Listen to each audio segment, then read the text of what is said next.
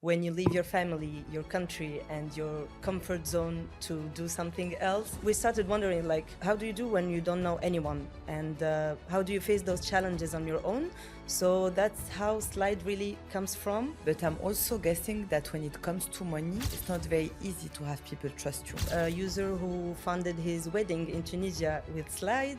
We have a parent in Tunisia who helps his children studying abroad. Word of mouth is a big part of what you do as well. Yes. Actually, it's a very powerful acquisition channel for us. Today we work on Europe and Tunisia, so we are also targeting Morocco next, maybe Egypt one day. Why not?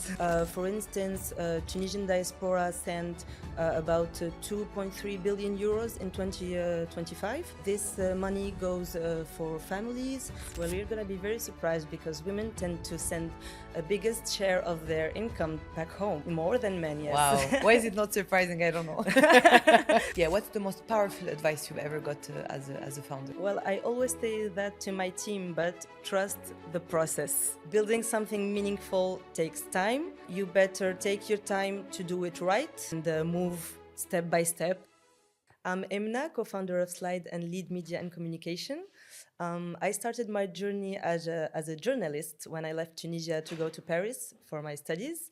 And then I switched to communication, and entrepreneurship came quite naturally, actually, because when you're a migrant, I believe you're an entrepreneur yourself. Like when you leave your family, your country, and your comfort zone to do something else with only 23 kilos of luggage, it takes quite courage. So that's how I ended up being an entrepreneur. Amazing. Okay, so we got a bit of a first insight, I guess, about what inspired you to start a Slide with your partner. But could you tell us a bit more? How did it all start? Yes, actually, Slide started as a personal thing. It wasn't about a startup idea. I lived both sides of our story. So when I was in Tunisia, I was facing monetary restrictions. I couldn't pay abroad easily, and something as simple as traveling and shopping freely was very difficult because of travel allowance.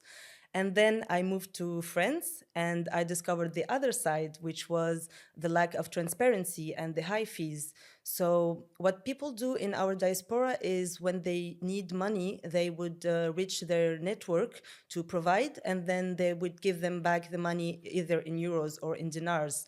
So then we started wondering, like, how do you do when you don't know anyone, and how do you face those challenges on your own? So that's how Slide really comes from. That's where it really comes from. We simply put this behavior on an app accessible to everyone. So now you can move money across borders easily and without relying on your network. That's a very interesting approach, and I guess it's a very needed one. But I'm also guessing that when it comes to money, it's not very easy to have people trust you. Yes. So how was it at the start? How did you make your first 100 customers trust you and take that leap with you? Exactly. When it comes to money, it's very hard to make people trust you. So what we did is we nurtured our first customers by the fact that we really understand them. We put in place a premium customer service. Like, we talk to our clients. They're not only users, we really know them. We know their lives. We know where they come from, what they do, and why they send money. For example, we have a user who funded his wedding in Tunisia with Slide.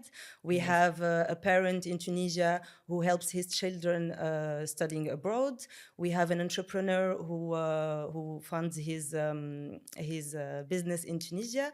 And we have others, like a group of travelers paying for girls' trip and everything. Okay. So this kind of stories, we know them because we talk to our users through customer interviews. And this makes us closer to them. They feel also valued and understood. And when someone values you, actually, you trust them, even with your money. And you also take the, how do you say it? like you are more likely to recommend the Of course. product. Okay. So that's So how the we word of started. mouth is a Exactly. big part of what you do as well. Yes, yes. Actually, it's a very powerful acquisition channel for us. Could you tell us a bit more today? What are the countries or regions that you are targeting with Slide? Today we work on Europe and Tunisia, Okay. but the model itself, it's not limited to one region. It can expand to other regions and other corridors. So we are also targeting Morocco next, and maybe Egypt one day. Why not? Okay, so you've built something that is scalable by design, something that Exactly. can be adapted to different geographies. Yes, exactly.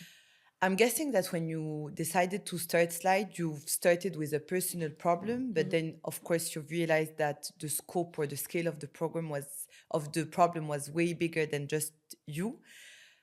Could you share a bit of the insights that you came across that pushed you to say, okay, the problem is big. It's not just like a few people, it's like way bigger than that. So, what are the kind of insights, numbers that you got that pushed you to start Slide? Yes, well, actually, there's a big diaspora, Maghrebi diaspora in Europe. For instance, Tunisian diaspora sent about 2.3 billion euros in 2025. So it's a big amount. This money goes for families, to support families back home. So it's not a problem of a few people. And knowing that, you know that fees are very high. So when you send from Europe to North Africa, it's 7% average fees. So this 7% are not just a percentage when it comes to essential needs, because it's housing, it's healthcare, it's education, it's food. So when you take 7% of that money, it's like taking 7% of someone's ability to have a decent life. Of course. So when you think about it this way, the problem becomes bigger than you, Of course. and you try to really find solutions to make it really transparent, so that the value is not lost along the way and it goes where it should be. When did you start Slide? 4 years ago. 4 years ago. Could you tell us what changed a bit in the concept that you've built at first 4 years ago till now? What are the main elements that Yes. changed? Well, actually, when we started Slide, it was more like a banking app. So we had a Euros account and traditional banking features. And along the way, we were talking to our users, and we realized that the real value was our marketplace. Like when you facilitate monetary exchange for people by turning two international transactions into two local ones, that's where the real impact happens. So from there, we decided to only focus on our marketplace and to make it like stable, and then build from there and maybe add other features in the next years. But the marketplace became our core, actually. While in the past 4 years, I'm guessing that there are a lot of learnings, a lot of things that different trends, insights, etc. that you got. Could you tell us like a few of the insights that you got that were either maybe surprising, not the most traditional thing that we would think of? Yes, well, actually, when we started, we wanted to start slow, to take our time to really build the foundations and then scale. And we know that word of mouth is very powerful in our communities. So sometimes from the first use of Slide, people will send like 50 euros or 100 euros, just to test it. And when they see that the money really arrives with no hidden fees and no extra charges and the transparent 1% commission, they're like, okay, it's true. So they tend to send more, like right away. And so usually people come back to us and they're like, oh, do you have an affiliation program? Do you have something I could share with my people? I know that I have a parent who would be interested. I have a friend that would be interested. So people were pushing us to make something for them so they could share it easily. So now we are ready to make that happen. And thanks to what those kinds of insights and feedbacks, we put in place an affiliation program so that people can share slide with their relatives. Since your presence as part of the Shift program is also very much related to gender inclusive finance and fintech, etc., could you tell us maybe the role of women in this dynamic that you're trying to solve and into this product that you're building? What are the insights that you got about women, and how are you supporting women in particular? Yes, well, you're going to be very surprised because women tend to send a biggest share of their income back home. So More than men? More than men, yes. Wow. So actually, that money goes to primary needs first, but not only. Some of them also use it to fund personal or family projects.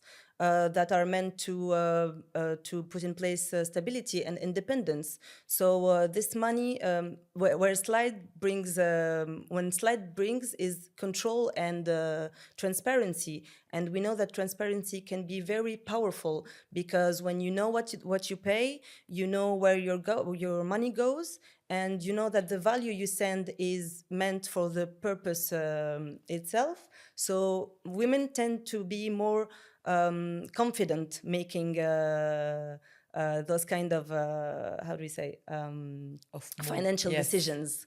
So I think it's very empowering, and it's nice to know that. Wow, very interesting insight. And again, why is it not surprising? I don't know. Okay, I have another question related to your participation in the Shift program.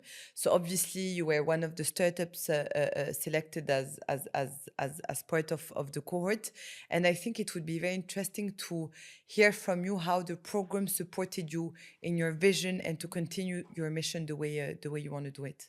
So what it helped us is have a bigger picture of Slide. We don't only see it as an app that facilitates money exchange, but today we see it as an infrastructure that facilitates value exchange, not only for people, but also for businesses and institutions. So yeah, this kind of program really gives you another perspective of your project. So it's very insightful, and it's very nice, like to discuss with other founders also and mentors, and really how do we say yeah, just build your peers and other founders, the community, yes, the ecosystem. Exactly, and it's very powerful, like to build your project, and you feel like you're doing it all over again, but you have the right foundation this time. My last question to you is that I would love to hear, I mean, you've been into the entrepreneurship field for quite a while now, so I'm guessing that you've got a lot of advices. And I'd be very interested to hear about, like, what's the most powerful advice you've ever got as a founder?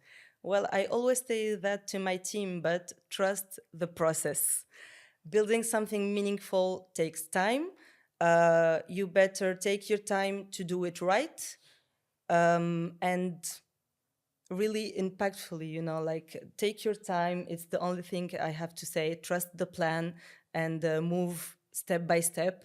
And you can always change along the way, but just trust the process and go with it. 100%. Emna, thank you so much for sharing with us your very inspiring story and the story of Slide. We're very happy to have that discussion, and thank you. Thank you.